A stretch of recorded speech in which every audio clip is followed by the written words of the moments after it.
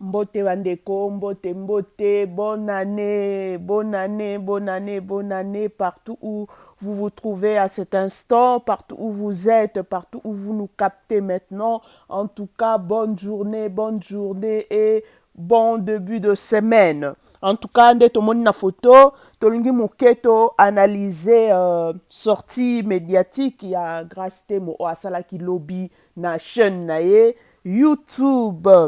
Et Grace a eu à faire vœu nae, a eu à présenter un tout petit peu comment année 2021 nae et les kaki pe oyaza ko espérer pour na 2022. Alors en tout cas moto nyonso lobi tanga landaki image oyo esalaki mwa bapasi na motema. En tout cas elle n'était pas ndenga zalaka d'habitude, hein? Même na elongi nae tu sens la tristesse, tu sens mutaza na mawa, na pasi moko na kati na ye, mais comme c'est son travail, comme c'est son boulot, quand le caméra est allumé, en tout cas, elle doit se mettre en scène et elle a eu à parler. Ce que Zaki Batumusu mais tellement elle est du domaine, tellement c'est son boulot, oh ya lingara mingi, quand même, avant d'akipe, à sali, moi extrait à moi partie à émission wana soki tokoki kobenga ngo bongo. En tout cas na début ayebaki na qualifier année 2021 na ye o eleki mingi tomonaki o biso tomoni na réseaux sociaux na bakati o ye moko pe à vivre o biso tomoni te a qualifiaki année 2021 na ye une année remplie de joie. Ba moment ya joie ezalaki, ba moment ya regret ezalaki, ba moment ya remise en question, ba moment ya, où elle a eu à fournir beaucoup d'efforts.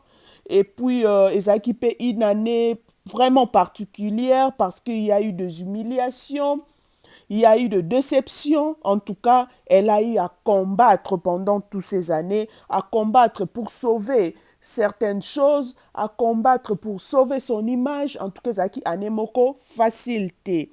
Et oh, y à retenir comme leçon, na oh, ni sur les cas qui na 2021 à lobby, ne pas baisser le bras. Peu importe situation ils devant yo, ne pas baisser le bras et toujours se relever côté les matangu okwei po nzela eza nanu mulai, il faut continuer soko tikali kaka place okweyaki okoévoluer te okoavancer te problème ekozwa raison likolo na yo, alors toujours côté les mape ko continuer nzela kolakisa ete oza makasi pe alobi à chaque fois na vie na ye wana eza expérience asala à chaque fois akutanaka na difficulté ezalaka toujours début ya amélioration pe ya progrès. Donc à chaque fois soki akutani na likambo moko mpenza ezoresiste likambo moko ya pasi likambo moko etungisi vie na ye ezalaka toujours ebandeli ya likambo ya kitoko. En tout cas wana eza expérience ya vie na ye pe alobi souvent elekaka ndenge wana mpe alobi bakomba ya vie ezalaka kaka ganie e baoyo baganiaka komba ya vie eza bato oyo bandimaka baerreur na bango mpe bandimaka kosameliore lobi donc eza koreconnaître ke te nasalaki mabe te nakweyaki te boye ezalaki kitoko te mpe ondimi en tout cas à partir d'aujourd'hui ozwi barésolution ke oyo nakosala lisusu te oyo nakokende susu nzela oyo te osameliore et puis bongo nde eza malamu mpe oyo balobaka mwana moke abetaka mbunda bakolo babinaka alobi na biso eloko moko très important alobi to ignoraka te la noirceur de cœur de personnes mal intentionnées. Et puis, donc, à qualifier, moni makambo nyonso ya vivre, et puis si e fongoli e misu autrement. Ta mususu bato mususu ya bandai komona bango baninga, bato mususu abinaki na bango, aliaki na bango, asepelaki na bango, mais misusu baza na mitema mbindo.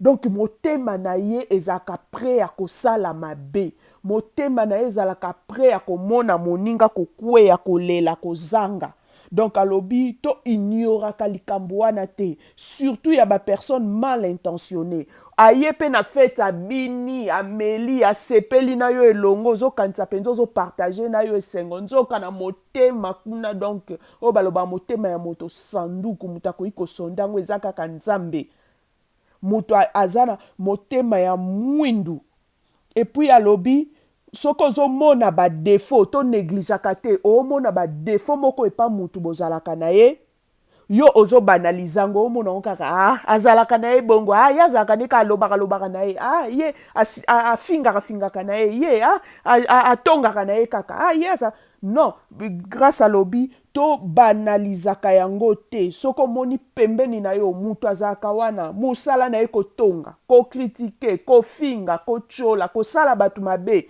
na misu na yo kobeta bato bamosinzo na misu na yo koyina bato kotiaka trouble kati na bato na misu na yo et tu tolères ça grâce à lobi il faut faire très attention to banalizaka yango te il faut dans la vie savoir mettre un point koloba penda stop, ça suffit, ça s'arrête là. Au lieu toujours ya kotiaka ba virgule pour dire que non azalaka na e bongo to continue na biso amitié na biso azalaka na e ka bongo eleki nango ya lobaka na e kaka ya azalaka ne kaka boye. Non, toujours mettre des virgules, toujours donner une nouvelle chance à la personne. Et pourtant la personne azo détruire yo, mais yo zo tiaka ba virgule, ozo continue ko pesa ka e ka ba opportunité. Grâce à lobby, il faut savoir mettre un point. Faut savoir dire non. Mutu si akenda ki na ye loko ba séparation musu ezaka na mobali déjà bokabwana ki na bino. Akenda to pe na mwasi déjà bokabwana akenda. Mais aye ko zongela o lisusu. Na mabe nyonso ya salaki yo na o nyonso o subisaki mais ondimi ko pesa ye sous nouvelle chance mingi ba misusu esimbaka be ba misusu mingi ekomaka likambo ya mabende eyaka omona pe liwa eye to soit aye ko sala yo susu mabe plus que o asalaki yo liboso ndenge Félix waze ko loba so moni mutakenda ki azongi tamso abosana ki eloko aye kozwa. Donc faut faire très attention, être sage. La personne revient vers moi, la personne s'attache à moi, pourquoi? Et puis to evitaka ko banaliser batu tozaka mingi na comportement wana en tout cas de na point wana vraiment alobaki malamu pe kitoko mingi. Et puis alobaki susu il faut ko lakisa na batu o ba pensaka que tout est permis, que il y a de limites. Et na batu mususu na ba vie ya baninga na bango il va tellement au-delà pusaka tellement pion na musika tu okotaka na vie ya batu kotaka penza linga oyeba moninga tina moi les pinières. Non dans la vie baninga nanga faut savoir mettre des limites. Camarade faut ayeba ye asukaka awa. Camarade faut ayeba ke parti oyo nakotaka te lisolo oyo ngana ye tobetaka ngo te. En tout cas wana penza eza discipline faut e accompagner biso. Et kozalaka nango pe alobi batu mususu bakanisaka faiblesse to kozala calme eza signe à faiblesse. Grâce à lobby non au contraire eza preuve ya maturité. Tu restes calme devant une situation, pas parce que tu es faible, mais parce que tu réfléchis ce que tu dois faire. Tu réfléchis comment tu vas te comporter devant cette situation. C'est aussi ça ce qu'elle a eu à dire.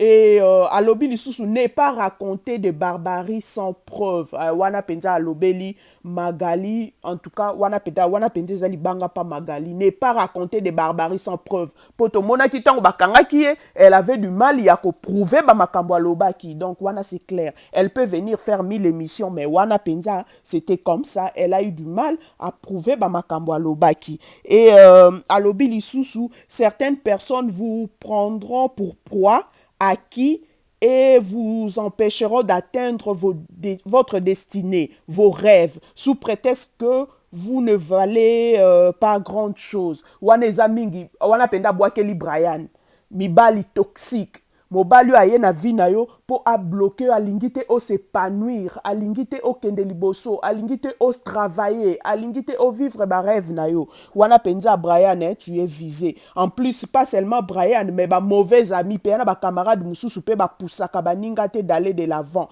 ba poussaka baninga te ba exceller, ba poussaka baninga te a ba atteindre ba rêve na bango ko bloquer kaka baninga ba conseil ya mabe business wane ko simba na ngo te olingo tonga ndaku ko tonga na ote yo kolala na ndaku ngo olingo sala boye te kosomba na yo te bacamarade ya mabe oyo baloba des amis toxiques bafamille mpe toxique bazalaka bakomisaka mwana lokola marchandise mwana lokola cope mwana ye akendaka kolukelaka bango mbongo bango baliaka bango bavivaka bakolinga te mwana kota na libala bakolinga mwana azalaka na vie ya mitelengano po amemelaka bango mbongo. En tout cas merci beaucoup, j'espère moi leson ya moke grâce à Lobi tozwi yango mpe toyami.